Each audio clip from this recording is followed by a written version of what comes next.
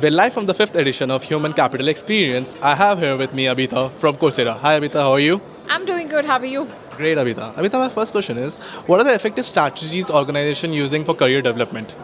So, some of the effective strategies that organizations use for career development is first to understand what is the skills and the competency levels of their employees.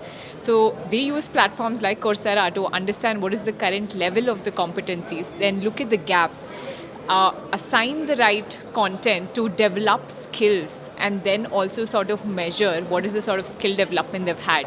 So they sort of track it all very closely and they link it to the performance reviews, and that's where the skill development happens at scale. And at the end of the day, when there's skill development, career development happens automatically. So that's how they use platforms like Coursera to do this. Makes sense. And secondly, with the growth of AI and automation, how do you think it's going to affect the HR industry? Yeah. So interestingly, the common question that I'm always asked is, will AI replace all of us and will AI replace the jobs? Well, let me answer this with a small anecdote or a story, right? So when Adobe released Photoshop back in 1990s, everybody was like, is this the end of photography? Because you don't need photographers, you don't need editors, everything the tool can do.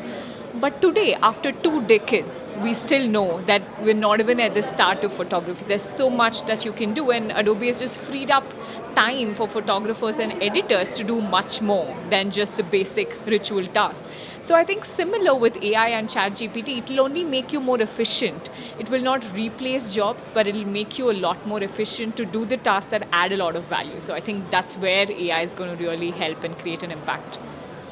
If I say like the HR industry needs to adapt with the AI, if it's the right thing I'm saying?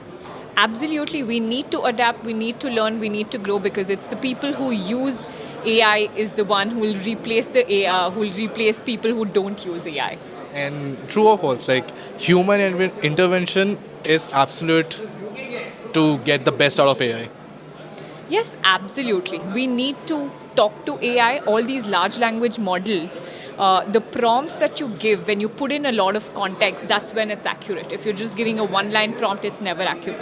But the minute you feed it with a lot of context, there's a lot better response that you get. So definitely human intervention is required, and leveraging AI in the right space to free up your bandwidth is what's required. Makes sense. And lastly, how has been your experience today at our summit so far?